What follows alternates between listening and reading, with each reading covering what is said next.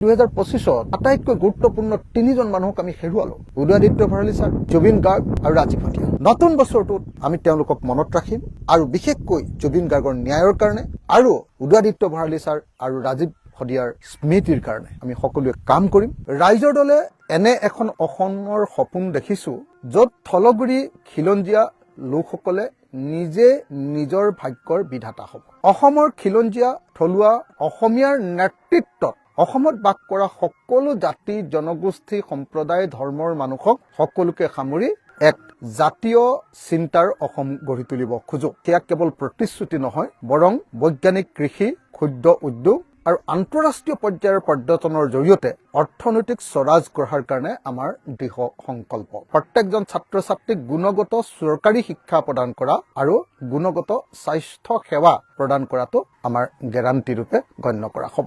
অসমৰ মাটি অসমৰ মানুহৰ কাৰণে আটাইতকৈ ডাঙৰ সম্পদ। আমি কৃষকসকলক কেৱল ঋতুভিত্তিক খেতিয়কৰ পৰিৱৰ্তে এজন সফল কৃষি উদ্যোক্তা হিচাপে গঢ়ি তুলিম। এতিয়া কি হয়, বৰষুণ হলে খেতি কৰে, বছৰত এবাৰ, কেতিয়াবা দুবাৰ, কেতিয়াবা খৰাং হলে এবাৰো কৰিব নোৱাৰে, কেতিয়াবা বাৰিষা হলে বৰষুণ বানপানী হলে এবাৰো খেতি কৰিব নোৱাৰে। আমি সেই ঋতুভিত্তিক খেতিয়কৰ পৰা অসমখনক ত্ৰিফচলী কৃষি বিপ্লৱ এটা গঢ়ি তুলিম। ৰাজ্য চৰকাৰৰ অৰ্থ সাহায্যত জলসিঞ্চন আৰু সৌৰ পাম্পৰ নেটৱৰ্ক স্থাপন কৰি আমি বছৰটোৰ 12 মাহে খেতি কৰাৰ নিশ্চয়তা প্ৰদান কৰিম। এইটো হ'ব আমাৰ নতুন অসম গঢ়াৰ প্ৰথমটো আধাৰ। যেনেকৈ ঘৰ এটা বনাবৰ কাৰণে প্ৰথমতে ফাউণ্ডেশ্যনটো বনাই লয়, যিহেতু অসমৰ আটাইতকৈ বেছি মানুহ খেতিয়ক আৰু আটাইতকৈ দুখীয়া মানুহবিলাক খেতিয়ক, গতিকে খেতিয়কসকলৰ অৰ্থনৈতিক উন্নয়নৰ কাৰণে আমি ৰাউণ্ড দা ইয়াৰ কৃষি, সকলো সময়তে খেতি কৰা ত্ৰিফচলী বা 12 মাহে সেউজীয়া হৈ থকা পথাৰত পৰিণত কৰিবৰ কাৰণে ব্যৱস্থা গ্ৰহণ কৰিম। দ্বিতীয়তে আমি কৃষক মুক্তি কেন্দ্ৰ গঢ়ি তুলিম। আমি প্ৰতিটো পঞ্চায়ত এলেকাত আমাৰ উৎপাদিত বস্তুবিলাকৰ শস্যৰ ভঁৰাল, শীততাপ নিয়ন্ত্ৰিত ভঁৰাল, কোল্ড ষ্টৰেজ আৰু পোনপটীয়া বজাৰ ব্যৱস্থা কৰা হ'ব, যাতে কোনো কৃষকক কোনেও ঠগিব নোৱাৰে। আমি অসমত এটা নতুন বজাৰ ব্যৱস্থা গঢ়ি তুলিম। তাৰ পাছত আমি কিছুমান সাৰ্বভৌম জৈৱিক এলেকা গঢ়ি তুলিম। অসমৰ খেতিয়কসকল বাই ডিফল্ট অৰ্গেনিক। অসমৰ বহু এলেকা আছে য'ত এতিয়াও কোনোদিন ৰাসায়নিক সাৰ প্ৰয়োগ নকৰে। ৰাসায়নিক সাৰ প্ৰয়োগ নকৰিলে উৎপাদন বৃদ্ধি নহয়, কিন্তু সেইবিলাক অঞ্চল জৈৱিক অঞ্চল ৰূপে যদি আমি গঢ়ি তুলিব পাৰো, তেতিয়াহ'লে তাৰ বস্তুৰ দামো সাংঘাতিক ধৰণে আমি আন্তঃৰাষ্ট্ৰীয় পৰ্যায়ত দাম পাব পাৰো। সেইকাৰণে জৈৱিক সাৰ্বভৌমত্ব গঢ়ি তুলিবৰ কাৰণে অসমৰ কিছুমান বিশেষ অঞ্চলক 100% জৈৱিক এলেকা ৰূপে গঢ়ি তুলি আন্তঃৰাষ্ট্ৰীয় বজাৰত অসমৰ কৃষি সামগ্ৰীৰ চাহিদা বৃদ্ধি কৰা হ'ব। আমি অসমৰ ধানকে ধৰি 20 বিধ থলুৱা শস্যৰ ওপৰত চৰকাৰীভাৱে ন্যূনতম সমৰ্থন মূল্য ঘোষণা কৰিম, যাতে অসমৰ প্ৰত্যেকজন উৎপাদন কৰা খেতিয়কে উৎপাদিত বস্তুবিলাকৰ প্ৰকৃত দাম পায়। তাৰ ভিতৰত ক্ষুদ্ৰ চাহ খেতিয়কৰ চাহপাতটো থাকিব আৰু নামনি অসম আৰু পাহাৰ এলেকাবিলাকত কৰা যি ৰবৰ খেতি আছে থাকিব। এতিয়া মই আপোনালোকক অৰ্থনৈতিক ক্ষেত্ৰৰ বিপ্লৱ কেনেকে কৰিম বুলি কৈছো। ক্ষুদ্ৰ উদ্যোগ হ'ব আমাৰ উন্নতিৰ মূল চাবিকাঠি। আমি বৃহৎ পুঁজিপতিৰ পৰিৱৰ্তে গাঁৱৰ মানুহৰ হাতত অৰ্থনীতিৰ বাকজুৰি তুলি দিয়াত বিশ্বাসী। পুঁজিপতিৰ হাতত নহয়, আদানী বা আম্বানীৰ হাতত নহয়, গাঁৱৰ মানুহ, নগৰৰ বস্তি এলেকাৰ মানুহ, চাহ বাগানৰ লাইনৰ এলেকাৰ মানুহ, মিচিং অঞ্চলৰ চৰ চাপৰিৰ পৰা মুছলমান অঞ্চলৰ চাৰ চাপৰিলৈকে সেই গোটেই অঞ্চলৰ সাধাৰণ মানুহৰ হাতত অৰ্থনৈতিক বাকজুৰিডাল তুলি দিয়াত আমি বিশ্বাস কৰোঁ। তাৰ কাৰণে আমি প্ৰতিখন গাঁও আৰু বস্তি এলেকাত একোটা উদ্যোগ গঢ়ি তুলিম। সেই উদ্যোগবিলাকৰ ভিতৰত কেতিয়াবা আগৰ কাঠ অৰ্থাৎ সাঁচি গছৰ উদ্যোগ হ'ব পাৰে, মুগাৰ পাতৰ উদ্যোগ হ'ব পাৰে, বাঁহৰ বা বেতৰ উদ্যোগ হ'ব পাৰে, ভীমকলৰ পৰা বেবী ফুড তৈয়াৰ কৰাৰ উদ্যোগ হ'ব পাৰে, কঁঠালৰ পৰা বেবী ফুড তৈয়াৰ কৰাৰ উদ্যোগ হ'ব পাৰে, বিলাহীৰ পৰা চচ বা জেলি তৈয়াৰ কৰাৰ উদ্যোগ হ'ব পাৰে, আমাৰ আমলখি বা আমাৰ জলফাইৰ পৰা আচাৰ তৈয়াৰ কৰাৰ উদ্যোগ হ'ব পাৰে, আমাৰ কৰ্দৈৰ পৰা নতুন জুচ তৈয়াৰ কৰাৰ উদ্যোগ হ'ব পাৰে। এনেকে আমি প্ৰতিখন গাঁও আৰু বস্তি এলেকাত এটা সৰু সৰু ক্ষুদ্ৰ উদ্যোগ প্ৰতিষ্ঠা কৰি এজনো মানুহ যাতে নিবনুৱা হৈ নাথাকে তাৰ কাৰণে ব্যৱস্থা কৰিম। আৰু বেংগলোৰ, চেন্নাই, গুজৰাট বা কেৰেলালৈ অকল হাজিৰা কৰিবলৈ যোৱা মানুহ, চিকিউৰিটি গাৰ্ড কৰিবলৈ যোৱা মানুহ, তেওঁলোকক যাতে অসমলৈ ঘূৰাই আনিব পাৰো তাৰ ব্যৱস্থা গ্ৰহণ কৰিম। ক্ষুদ্ৰ উদ্যোগৰ নেটৱৰ্কৰ জৰিয়তে প্ৰতিটো পৰিয়ালৰ খেতিক বাদ দি বাকী যিখিনি মানুহ ফ্ৰী হৈ থাকিব, প্ৰত্যেকজন মানুহৰ বাবে সন্মানীয় কৰ্মসংস্থাপন নিশ্চিত কৰা হ'ব। এখন গাঁৱত যেতিয়া এটা সৰু ক্ষুদ্ৰ উদ্যোগ কৰিম, ক্ষুদ্ৰ উদ্যোগটোত 50 জন মানুহক যদি সংস্থাপিত কৰিব পাৰো, তেনেকুৱা 4টা ক্ষুদ্ৰ উদ্যোগ প্ৰতিষ্ঠা কৰি দিলে আমি গাঁওখনৰ নিবনুৱা 100% নাইকিয়া কৰি দিব পাৰিম। এই কামটোৰ প্ৰযুক্তি আমাৰ চৰকাৰৰ পৰা দিয়া হ'ব, শ্ৰম গাঁৱৰ মানুহে যোগান ধৰিব আৰু ইনফ্ৰাষ্ট্ৰাকচাৰো গাঁৱৰ মানুহে যোগান ধৰিব। গাঁৱৰ হলটো যদি দি দিয়ে বা পৰি থকা ঘৰ এটা যদি দি দিয়ে, তাতে ইণ্ডাষ্ট্ৰিটো আৰম্ভ কৰিম। পেকেজিঙৰ কাৰণে আমি ইণ্ডাষ্ট্ৰি আকৌ দিম আৰু তাৰ পৰা গৈ আমি আন্তঃৰাষ্ট্ৰীয় বজাৰ দখল কৰিম। থলুৱা যুৱ উদ্যোগীবিলাকৰ কাৰণে অতি কমেও 5,000 কোটি টকাৰ আমি এটা বিশেষ পুঁজি গঠন কৰিম, যি পুঁজিটোৰ জৰিয়তে ইনোভেটিভ যিবিলাক ইণ্ডাষ্ট্ৰি খুলিব খোজে, একোজন ডেকা লৰাই, গাভৰু ছোৱালীয়ে, একোজন পুৰুষ বা মহিলাই যেতিয়া এটা ইনোভেটিভ ইণ্ডাষ্ট্ৰি খুলিব খোজে, বিনা সুদত তেওঁলোকক ফাণ্ড দিয়া হ'ব। ফাণ্ডটো তেওঁলোকে ঘূৰাই দিব লাগিব, কেতিয়াবা হয়তো ৰেহাইও দিয়া হ'ব যদি ভাল কাম কৰিব পাৰে, আৰু নহলেও ইন্টাৰেষ্ট ফ্ৰীকে তেওঁলোকক মূলধনটো যোগান ধৰা হ'ব। আমাৰ আটাইতকৈ ডাঙৰ সপোনটো পূবৰ দুৱাৰখন খুলি দিয়া। আমাৰ চুবুৰীয়া দেশ যিবিলাক আছে, ভূটান, বাংলাদেশ, ম্যানমাৰ, থাইলেণ্ড, চীন, কম্বোডিয়া, ইণ্ডোনেছিয়া, যিমানবিলাক আমাৰ দেশ আছে, দক্ষিণ পূব এছিয়াৰ বাণিজ্যৰ দুৱাৰমুখ ৰূপে অসমক প্ৰতিষ্ঠা কৰাটো মোৰ জীৱনৰ এটা ডাঙৰ সপোন, ৰাইজৰ দলৰ এটা ডাঙৰ সপোন। কেৱল ডিগ্ৰী নহয়, বৰঞ্চ আমাৰ লক্ষ্য হ'ব দক্ষতা নিৰ্মাণ কৰা। আমাৰ অসমৰ আটাইতকৈ ডাঙৰ প্ৰব্লেমটোৱে হ'ল নন প্ৰফেচনেলিজিম। আমি খেতি কৰো বাৰিষাৰ বৰষুণৰ ওপৰত নিৰ্ভৰ কৰি, আমি খেতি কৰো ভেকুলীৰ বিয়া পাতি, আমি খেতি কৰো কেঁকুৰা এতিয়াও নাঙলেৰে, আমি পথাৰখন ভালকে নাচাওঁ। সেইকাৰণে আমাৰ কি হৈছে, আজিৰ দিনটোত আমাৰ 1 হেক্টৰ মাটিত যেতিয়া ধান খেতি উৎপাদন কৰো 7.5 বিঘাত, আমাৰ 22 কুইণ্টেল ধান উৎপাদন হয়। অথচ সেই একেখিনি সময়তে পাঞ্জাবত 44 কুইণ্টেল ধান 1 হেক্টৰ মাটিত উৎপাদন হয়। আমি সেই দক্ষতাটো বিকাশ কৰিম। চৰকাৰী দক্ষতা বিকাশ আঁচনি তৈয়াৰ কৰি অসম দক্ষতা অভিযানৰ জৰিয়তে ৰবটিক, ডিজিটেল সেৱা আৰু বহনক্ষম ইঞ্জিনিয়াৰিং আদিৰ আধুনিক প্ৰশিক্ষণৰ ৰাজ্য চৰকাৰৰ খৰচত প্ৰদান কৰি প্ৰতিজন যুৱক যুৱতীকে, প্ৰতিজন পুৰুষ মহিলাকে আমি দক্ষ এজন মানুহ ৰূপে গঢ়ি তুলিম। ধৰক কোনোবা এগৰাকী মানুহে আনৰ ঘৰত কাম কৰে, কাম কৰা মহিলাগৰাকীক আমি কেনেকৈ ঘৰ চাফা কৰিব লাগে তাৰ সুন্দৰ ট্ৰেইনিং দিম। কেনেকৈ চাফ চিকুণ হৈ মানুহৰ ঘৰলৈ যাব লাগে আমি তাৰ ট্ৰেইনিং দিম। কেনেকৈ খুব ভালকে ৰান্ধিব লাগে, কণ্টিনেণ্টেল কেনেকে ৰান্ধিব লাগে, চাইনিজ কেনেকে ৰান্ধিব লাগে, সাউথ ইণ্ডিয়ান কেনেকে ৰান্ধিব লাগে, আৰু অসমীয়া লোকেল খাদ্য, ইণ্ডিজিনিয়াছ খাদ্য আৰু জনজাতি খাদ্য কেনেকে ৰান্ধিব লাগে, তাৰো অলপ ট্ৰেইনিং দিম, যাতে আজি যিগৰাকী মহিলাই এঘৰ মানুহত কাম কৰি 4,000 টকা দৰমহা পাইছে, সেইগৰাকী মহিলাই অতি কমেও 16,000 টকাৰ যাতে দৰমহা পায়। আমাৰ ইয়াৰ পৰা যিবিলাক চিকিউৰিটি গাৰ্ড যায়, চিকিউৰিটি গাৰ্ড বিলাকে 15,000, 16,000 টকাৰ দৰমহা পায়। আমি যদি তেওঁলোকক অলপ হিন্দী আৰু ইংৰাজী শিকাব পাৰো, আৰু তেওঁলোকক যদি আমি অলপ পুলিচৰ ট্ৰেইনিং দি দিব পাৰো, তেতিয়াহ'লে 15,000 দৰমহা পোৱা মানুহজনে লগে লগে 35 বা 40,000 দৰমহা পোৱা আৰম্ভ কৰিব। আমি এই কাম কৰি দিম। বয়োজ্যেষ্ঠ মানুহক আপডাল কৰিবৰ কাৰণে যিসকল মহিলা থাকে বা যিসকল ল'ৰা থাকে, তেওঁলোকক মই এনেকুৱাকে দক্ষ কৰি তুলিম, এনেকুৱা ধৰণৰ ট্ৰেইনিং দিম, যাতে তেওঁলোকে 8,000 টকাত খাটি থাকিব নালাগে। তেওঁলোকে মিনিমাম 25,000 টকা, 30,000 টকা, 20,000 টকা এনেকুৱা ধৰণৰ ইনকাম কৰিব পাৰে। আমি যদি কেতিয়াবা ক্ষমতা দখল কৰিব পাৰো, আমাৰ লক্ষ্য হ'ল পেছাদাৰিত্ব। আমি প্ৰশাসনতো পেছাদাৰিত্ব আনিব খোজো। APSCৰ আমি সংস্কাৰ কৰিব খোজো, আৰু সকলো চৰকাৰী নিযুক্তি প্ৰক্ৰিয়া সম্পূৰ্ণ স্বচ্ছ, 1% যাতে কোনেও কেলেংকাৰী কৰি চাকৰি ল'ব নোৱাৰে, আৰু মেধাৰ ভিত্তিত কৰা হ'ব। দক্ষতা, মেধা আৰু যোগ্যতাৰ ভিত্তিত প্ৰত্যেকে কাম পাব। আনকি ট্ৰেন্সফাৰ পৰ্যন্ত সকলো তেনেকুৱাই হ'ব।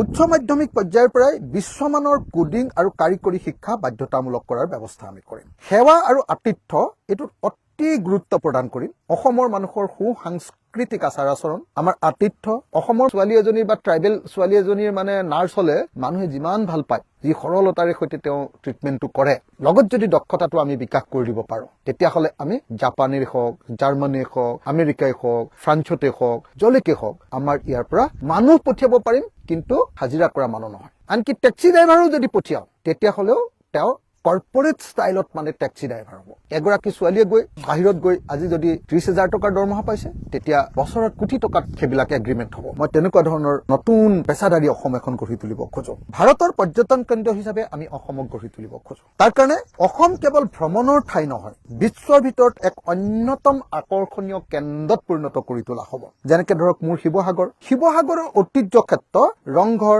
কাৰেংঘৰ, তলাতল ঘৰক ইউনেস্কোৰ ষ্টেণ্ডাৰ্ডত সংৰক্ষণ কৰি বিশ্ব দৰবাৰত চিনাকি কৰি দিয়া হ'ব, আৰু তালৈ এনেকুৱা ধৰণে টুৰিষ্ট অনা হ'ব যে পৰ্যটনটোৱে আটাইতকৈ ডাঙৰ অসমৰ ইণ্ডাষ্ট্ৰীত পৰিণত হ'ব। ব্ৰহ্মপুত্ৰৰ পাৰৰ পৰিৱেশ তন্ত্ৰ নষ্ট নকৰাকৈ বিশ্বমানৰ ৰিভাৰ টুৰিজিম আমি গঢ়ি তুলিম। মানুহজনে আহি প্ৰথমতে গোৱালপাৰাৰ দলঙতে ক্ৰুজত উঠিলে। ক্ৰুজত উঠাৰ আগে আগে গোৱালপাৰাৰ ৰাভা মানুহবিলাকৰ নৃত্যটো দেখুৱাম, ৰাভা মানুহবিলাকৰ খাদ্যটো খুৱাম, গাৰো মানুহবিলাকৰ নৃত্যটো দেখুৱাম, গাৰো মানুহবিলাকৰ খাদ্যটো খুৱাম। তাৰ পাছত মুছলিম মানুহ আছে, তাত মুছলিম মানুহৰো তেওঁলোকৰ খাদ্যৰ আভাসটো দেখুৱাম। কোচ ৰাজবংশী মানুহ আছে, কোচ ৰাজবংশী মানুহ লাহে লাহে বঙাইগাঁও, তাৰ পাছত আহিলো আমাৰ শুৱালকুছি পালো। শুৱালকুছিত সেইখিনি দেখুৱাৰ পাছত আমাৰ পাট মুগাৰ শিল্প দেখুৱাৰ পাছত হাজোৰ হেৰিটো দেখুৱাব পাৰিম। তাৰপিছত গুৱাহাটী আহিলো, গুৱাহাটীত আমাৰ কামাখ্যা মন্দিৰকে ধৰি অসমৰ বেলেগ বেলেগ বস্তু দেখুৱালো আমি তাত। তাৰ পাছত যেতিয়া কলিয়াবৰৰ শিলঘাট পোৱাৰ লগে লগে বিহু আৰম্ভ হ'ব, তিৱা সংস্কৃতি আৰম্ভ হ'ব। সেই গোটেই বস্তুখিনি আমি এনেকে আৰম্ভ কৰিম। অতি কমেও 1 লাখ থলুৱা পৰিয়ালক নিজৰ ঘৰতে পৰ্যটক ৰাখিব পৰাকৈ অতিথি মেলা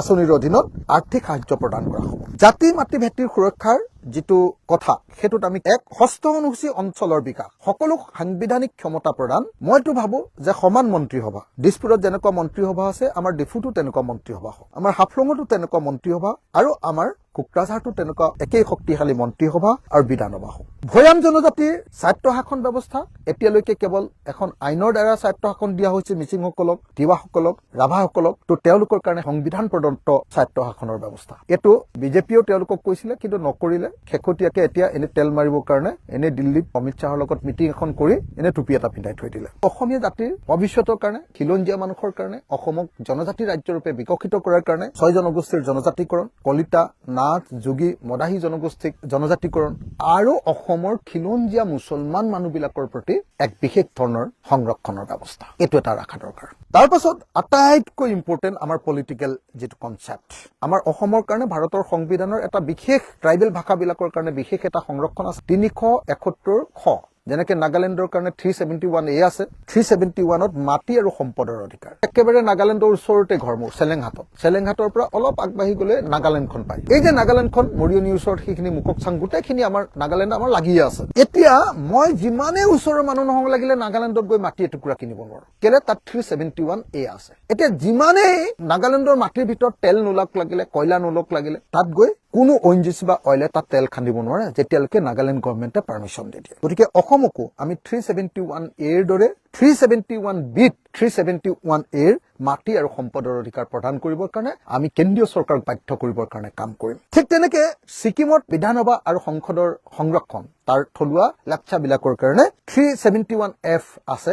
আমিও অসমৰ বাকী আমাৰ থলুৱা মানুহবিলাকৰ কাৰণেও এটা বিধানসভা আৰু সংসদৰ এক বিশেষ পৰিমাণৰ আসন সংৰক্ষণৰ কাৰণে আমি দাবী কৰিম। জনজাতিসকলৰ কাৰণে আছে, SC সকলৰ কাৰণে আছে। ঠিক তেনেকে কৰ্ণাটকত চাকৰিৰ সংৰক্ষণ আছে, স্কুল কলেজ এইবিলাকত থলুৱা মানুহৰ সংৰক্ষণ আছে, কেন্দ্ৰীয় চৰকাৰৰ চাকৰিৰ সংৰক্ষণ আছে, ইয়াত থকা কেন্দ্ৰীয় চৰকাৰৰ অনুষ্ঠানবিলাকত সংৰক্ষণ আছে। 371Jৰ দৰে আমাৰ কাৰণেও সংৰক্ষণ লাগে। তাৰমানে অসমৰ মাটি, অসমৰ সম্পদ, অসমৰ চাকৰি, অসমৰ শিক্ষা ক্ষেত্ৰ বা অন্যান্য অনুষ্ঠানৰ সংৰক্ষণ আৰু অসমৰ বিধানসভা আৰু লোকসভাৰ আসন সংৰক্ষণৰ ব্যৱস্থা অসমৰ মানুহৰ কাৰণে, থলুৱা মানুহৰ কাৰণে থকাৰ এটা বিশেষ ব্যৱস্থা কৰিব লাগে। তদুপৰি যেনেকে ধৰক অসমত বেইটে, কুকি, মিজুম তেনেকুৱা ধৰণৰ বহুত জনগোষ্ঠী আছে। বিশেষকৈ গাৰোবিলাক যথেষ্ট পৰিমাণৰ গাৰো মানুহ আছে, কিন্তু তেওঁলোকৰ বিশেষ কোনো সা সুবিধা নাই। প্ৰত্যেকটো জনগোষ্ঠীৰ সমান অধিকাৰ হোৱাকে, প্ৰত্যেকটো জনগোষ্ঠীৰ সমপ্ৰতিনিধিত্বৰে অসমতো আমি এখন উচ্চ সদন দাবী কৰো। ভাৰতৰ সংবিধানে 169 অনুচ্ছেদত উচ্চ সদনৰ অধিকাৰ দিছে। যেনেকৈ ৰাজ্যসভাখন আছে, তেনেকৈ আমাৰ ইয়াত এখন উচ্চ সদন হ'ব আৰু তাত নিজৰ জনগোষ্ঠীৰ কথাটো ক'ব পাৰিব। জাতি মাতৃ ভিত্তিক সুৰক্ষাত এইবাৰ আমি কৈছো যে আমি কাৰ স্পষ্ট বিৰোধী। নাগৰিকত্ব সংশোধন আইন বাতিলৰ বাবে আমাৰ সংগ্ৰাম অব্যাহত থাকিব। কিন্তু অকল সেইটো অব্যাহত নহয়, অসম চুক্তিখন অনুসৰি 1971 চনৰ 25 মাৰ্চৰ পাছত 24 মাৰ্চৰ ৰাতি 12 বজাৰ পাছত অহা প্ৰত্যেকজন মানুহক আমি বিদেশী ৰূপে গণ্য কৰিম, তেওঁলোকক চিনাক্তকৰণ কৰিম, তেওঁলোকৰ নাম আমি কৰ্তন কৰিম ভোটাৰ লিষ্টৰ পৰা আৰু তেওঁলোকক বহিষ্কাৰ কৰিম। বহুতে ভাবে যে মই মুছলমানৰ প্ৰতি, আমাৰ ৰাইজৰ দল মুছলমানৰ প্ৰতি বৰ মৰমীয়াল নেকি। আমি মুঠেও কোনো জাতি বা জনগোষ্ঠীৰ প্ৰতি কঠোৰ বা মৰমীয়াল কাৰো প্ৰতি নহয়। আমি স্পষ্ট কৰি দিছো যে অসম চুক্তি অনুসৰি আৰু চিটিজেনশ্বিপ এক্ট অনুসৰি আৰু ভাৰতৰ সংবিধানত অসমৰ কাৰণে বিশেষ 6A যিটো ক্লজ আছে নাগৰিকত্বৰ, সেই অনুসৰি 1971 চনৰ 24 মাৰ্চৰ পাছত অহা প্ৰত্যেকজন নাগৰিক, তেওঁ মিয়া হওক, তেওঁ মুছলিম হওক, তেওঁ বাংলাদেশী হওক, তেওঁ বাংলাদেশী হিন্দু হওক বা অন্য কোনো জাতি জনগোষ্ঠীৰ লোক হওক, যদি বিদেশী হয় 71 চনৰ পাছত আহিছে আৰু তেওঁলোকৰ পৰিয়ালৰ নাম 71 চনৰ পাছৰ ভোটাৰ তালিকাত আছে, আগতে নাই, 71 চনলৈকে নাই, তেতিয়াহ'লে তেওঁলোকক অসমৰ পৰা ধৰ্ম, জাতি, বৰ্ণ নিৰ্বিশেষে বহিষ্কাৰ কৰা হ'ব। অসমৰ খিলঞ্জীয়া মানুহ, ভূমিহীন মানুহবিলাকক মাতি দিয়া হ'ব আৰু 1971 আগৰ বৈধ অসমীয়া ভাৰতীয় নাগৰিকবিলাককো তেওঁলোকৰ দখলী ভূমি, ভোগ দখলী মাটিৰ পট্টা দিয়া হ'ব। অসমৰ অৰ্থনীতিৰ মেৰুদণ্ড স্বৰূপ চাহ শ্ৰমিকসকলৰ দীৰ্ঘদিনীয়া শোষণ অন্ত পেলাবলৈ ৰাইজৰ দলে বিশেষ পদক্ষেপ গ্ৰহণ কৰিব।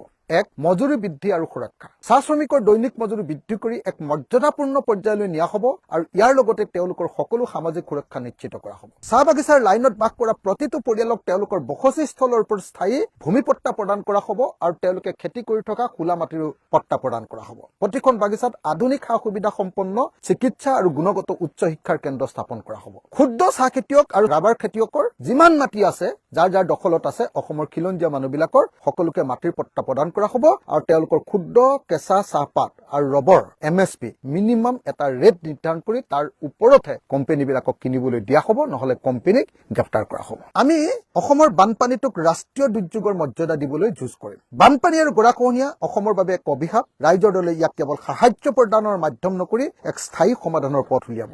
ব্ৰহ্মপুত্ৰ আৰু বৰাকৰ বানপানী সমস্যাৰ বিৰুদ্ধে সংসদত যুঁজ দি ইয়াক ৰাষ্ট্ৰীয় সমস্যা হিচাপে স্বীকৃতি দিয়াবলৈ কেন্দ্ৰক বাধ্য কৰোৱা হ'ব। বানপানী নিয়ন্ত্ৰণৰ কাৰণে বৈজ্ঞানিক নদী ব্যৱস্থাপনা। আন্তঃৰাষ্ট্ৰীয় নদী বিশেষজ্ঞৰ পৰামৰ্শ অনুসৰি নদীসমূহৰ পাৰবিলাক আৰু মথাউৰিবিলাক খুব সুন্দৰকে আমি বন্ধন কৰিম, বান্ধিম। নদী বিশেষজ্ঞৰ পৰামৰ্শ অনুসৰি ক'ৰবাত নদীসমূহৰ এলেকা ভিত্তিক আমি খনন বা ড্ৰেজিং কৰি গভীৰতা বৃদ্ধি কৰিম আৰু মথাউৰিসমূহক আমি স্মাৰ্ট মথাউৰিলৈ ৰূপান্তৰ কৰিবলৈ চেষ্টা কৰিম। খহনীয়াৰ ফলত সৰ্বস্ব হেৰুওৱা পৰিয়ালক চৰকাৰীভাৱে ভূমি প্ৰদান কৰি নতুনকৈ সংস্থাপিত কৰা হ'ব। প্ৰাকৃতিক জলাশয় আৰু বিলসমূহক সংৰক্ষণ কৰি বৰষুণৰ অতিৰিক্ত পানী জমা কৰি ৰখাৰ ব্যৱস্থা কৰা হ'ব, যিয়ে পৰৱৰ্তী সময়ত কৃষি কাৰ্যতো সহায়ক হ'ব। শাৰীৰিকভাৱে বিশেষ সক্ষম লোকক সকলোকে মাহিলী 3000 টকাকৈ টকা দিয়াৰ ব্যৱস্থা।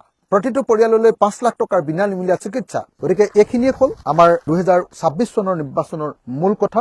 ইয়াত থকা মিয়াৰ পৰা অধিকাৰ কাঢ়ি লোৱাৰ কথাটো কয়, ইয়াত থকা বিহাৰীৰ পৰা অধিকাৰ কাঢ়ি লোৱাটো কথা কয়, মাৰোৱাৰীৰ পৰা অধিকাৰ কাঢ়ি লোৱাৰ কথাটো কয়, বা আমাৰ ট্ৰাইবেল মানুহে নন ট্ৰাইবেল মানুহৰ পৰা অধিকাৰটো লোৱাৰ কথা কয়। কিন্তু দিল্লীৰ পৰা অধিকাৰ কাঢ়ি অনাৰ কথাটো কোনেও নকয়। আমি প্ৰথমবাৰৰ কাৰণে নিৰ্বাচনী ইস্তাহাৰত কৈছো যে দিল্লীৰ পৰা অধিকাৰ কাঢ়ি অনা হ'ব, ভাৰতক অধিক ফেডাৰেল ব্যৱস্থাৰ কাৰণে যুঁজ দিয়া হ'ব। এই কাম কৰিবৰ কাৰণে আমি আগবাঢ়ি যাব খুজিছো। আমি নাভাবো যে আন কোনোবা দলৰ এনেকুৱা ধৰণৰ ভিজন আছে। আমি নাভাবো যে অসমৰ কোনো দলে আজিলৈকে এনেকুৱা ধৰণে কথাবিলাক চিন্তা কৰিছে। আমি নাভাবো যে ৰাইজৰ দলৰ বাহিৰে কাৰোবাৰ এনেকুৱা ধৰণৰ ডাঙৰ ভিজন এটা আছে। আমি ইয়াক সপোনৰ অসম বুলি কৈছো আৰু সেইটো আমি আজি 2026 চনৰ নিৰ্বাচনৰ আগত কোৱা নাই। এইটো হ'ল আমাৰ মতাদৰ্শ, এইটো হ'ল আমাৰ লক্ষ্য, এইটো হ'ল আমাৰ উদ্দেশ্য।